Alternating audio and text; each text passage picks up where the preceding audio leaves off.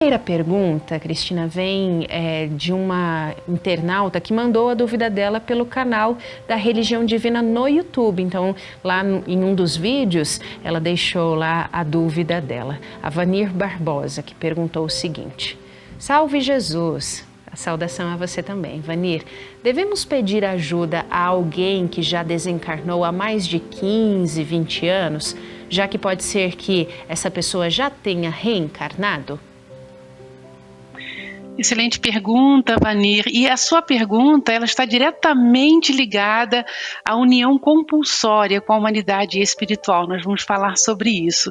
E também a gente percebe na sua pergunta que ela traz, assim, um amor muito grande, porque você certamente está se referindo a alguém que, quando estava aqui na Terra, era o seu porto seguro, aquele coração onde você sempre encontrava um amparo, um apoio, não é verdade? Então, nós aprendemos na religião de Deus, do Cristo, do Espírito Santo, que o fenômeno natural da morte física não interrompe esses laços tão fortes de amor, de fraternidade entre nós, a humanidade da Terra, e a humanidade espiritual superior.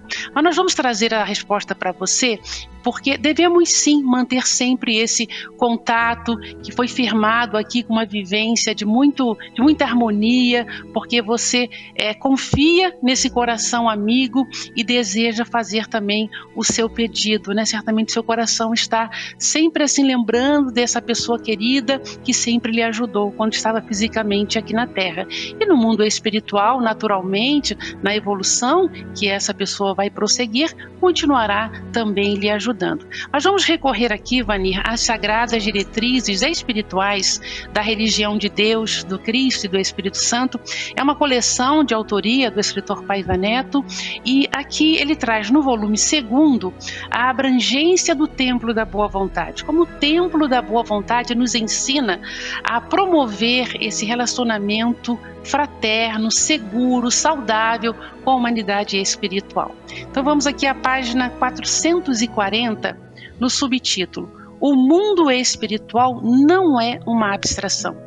Quer dizer, não é algo abstrato, vazio, né? É algo consistente, real.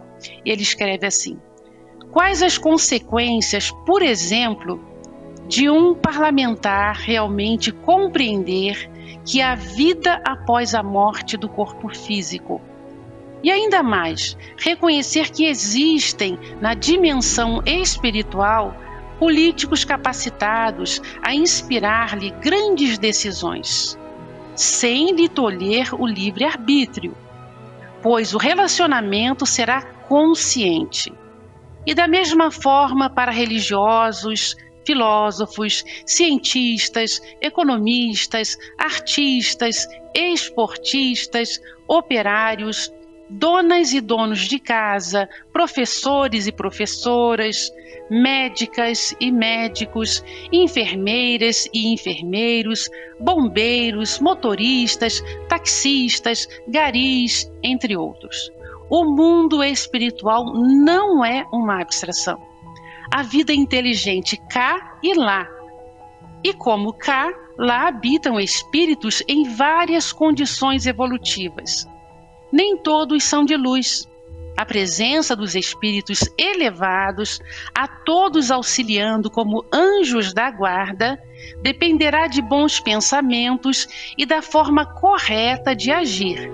Por isso, é imprescindível, para não cair em tentação, orar e vigiar sempre, como ensinou Jesus no seu Evangelho, segundo Marcos, capítulo 14, versículo 38.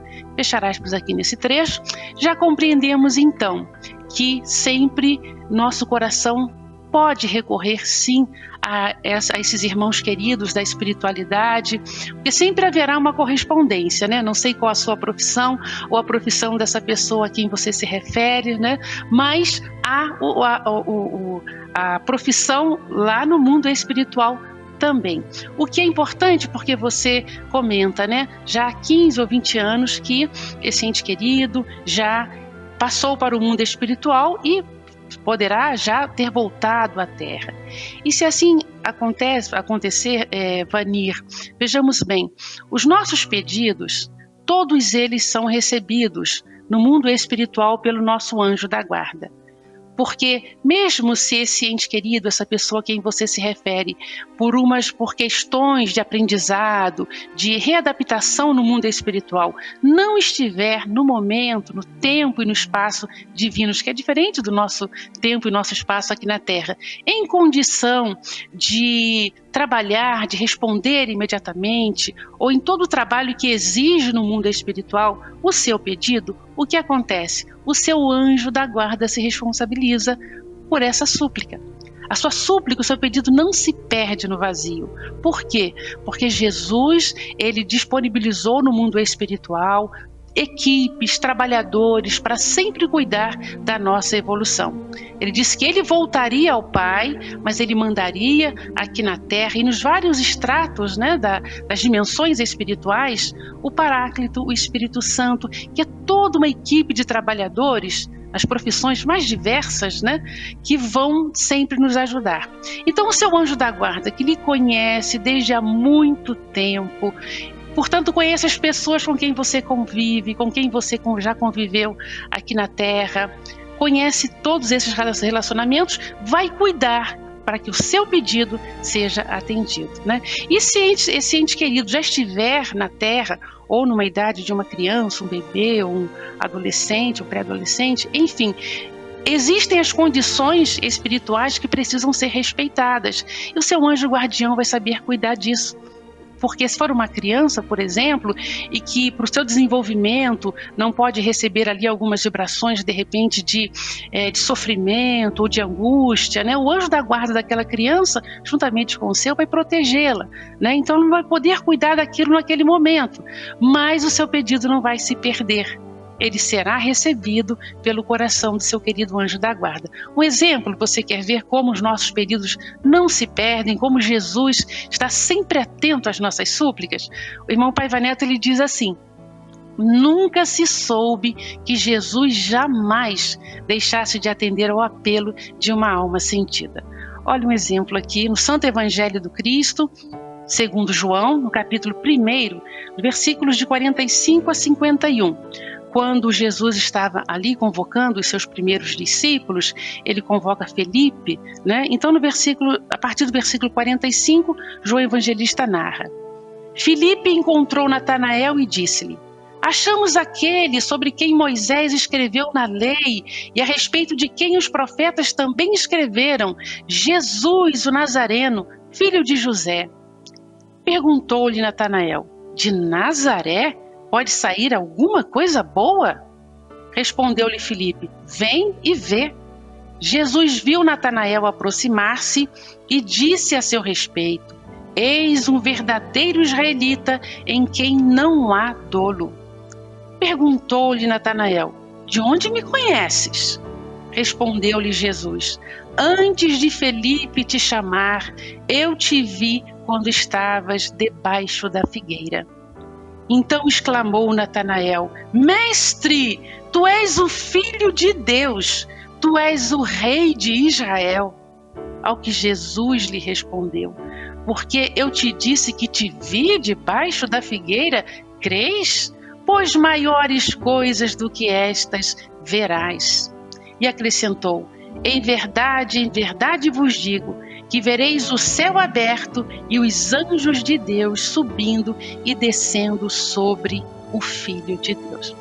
Olha que momento lindo, né? Porque Natanael, ele fica tão surpreso, tão feliz quando encontra Jesus e percebeu que Jesus espiritualmente estava junto dele.